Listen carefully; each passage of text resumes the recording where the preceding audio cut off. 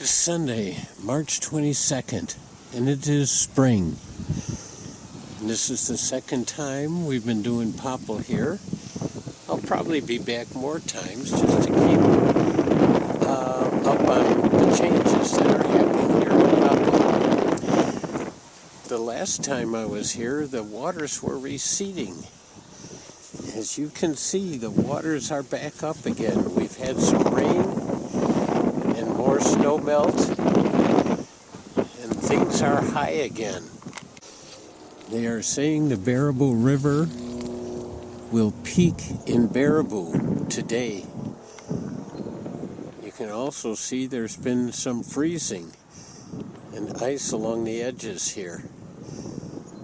This has been going up and down and up and down, and it is quite high now. The creek is way over the banks. It's a flood stage here on this creek. By the ice here, it looks like the water has gone down at least 6 inches since the freeze last night. So that's a good sign that the water is receding again. But it is very high.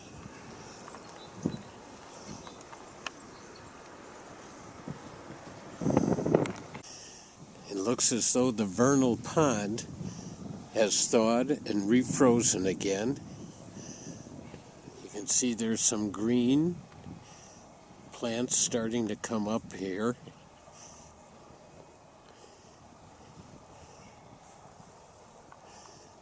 It's just going to take a day or two more of warm weather, and this will be open, and we'll start seeing the little critters, the fairy shrimp, the water fleas, cyclops, and probably the frogs.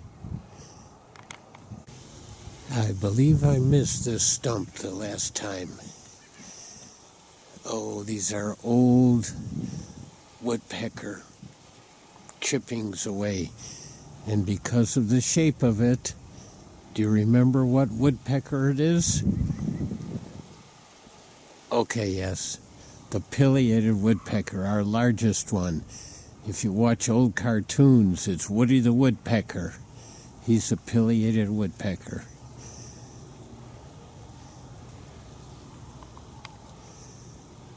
Oh, this is very high. But again, evidence shows it's been going down. Here's the bridge. The last time at high water, the bridge was only underwater at the very ends. This time, there's some of the main structure underwater. So it's higher even now, even after it's gone down 6 inches. It's higher now. What is that going to mean for the things that burrow into the ground? The snakes? What else? Maybe woodchucks? And how do the deer get around? They're stuck in their areas. The little salamanders? The mice? I'm standing here at tee number 6 of the Frisbee golf course. And here's the pad. And it looks across the waters.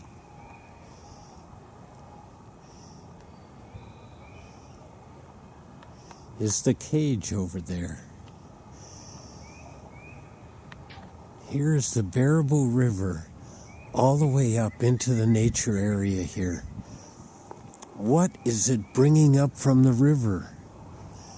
What kind of fish are swimming in the nature area here now instead of in the river? What other critters might be coming up? Mud puppies, carp, the game fish, walleyes, muskies, bass, bluegills, muskrats, beavers, otters. All kinds of things could be coming up here. And then when the water recedes, there will be that little berm here, and there will be puddles. And what things will be left in here? Oh, this could make a great story. Kind of like McGilligut's Pond, or I forget the name of that. A Dr. Seuss story. You could make up your own story and draw pictures of these wonderful trees. And then what kinds of things stay in the puddles after the water recedes. It could be friendly things, could be monsters. It could be unusual things that evolve into something different than anywhere else in the world. Ooh, I haven't seen that hole before. That's an interesting one. Let's go check out the bridge here. Here's our main bridge. It's not looking so good down at that end, but it's still here. It hasn't been washed away. Here we're at T number 8, right by the bridge. Oh my goodness. Look at all this water between here and there. And there's the ice above the water. That looks close to 7 inches, 8 inches maybe. Here's T number 8. There's our bridge. Get an idea of how fast the water is running right here. That's an amazing amount of water. An incredible amount of water.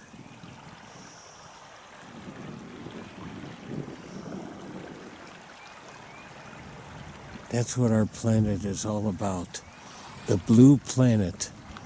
We have water on our planet. And that supplies life. Water is the life giver. There's the river. Here's a little isthmus. And ponds overflow here. Here's a stump. Hollowed out. Ooh, this is a great place for something to be living. I think you can hear the birds in the background. What a strong sound.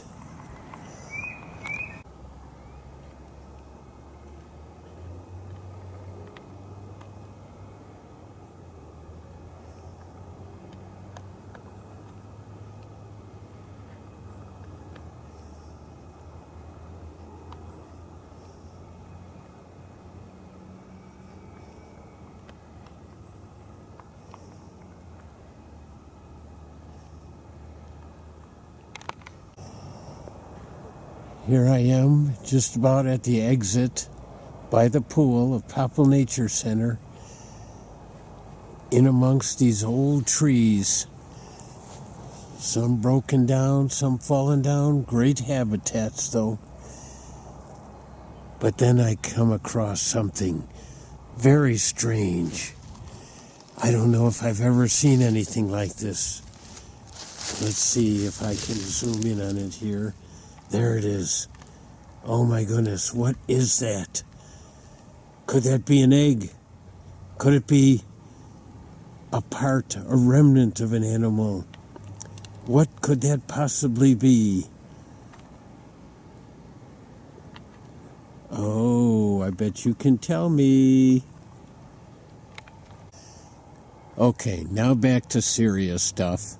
I mean real stuff. After that strange sighting back there. Look at this tree. This tree is, wow, something else. A tree that stories are made of. Look at that. We're going to go around it here, and you'll see more of it.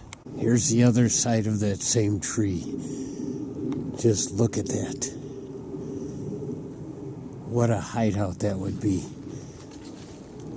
For a kid, for an animal. And look at it as we go up it. That hole probably goes all the way down to the bottom. And this gnarliness. Oh, what story could you make out of this tree? Make up a story and send it to me. Put it on my email, soacgary@gmail.com. Oh, I want to hear some stories about this tree. Coming into the park. I'm not sure if these geese are welcoming me or just alerting everyone else that I'm here. I think they're not happy.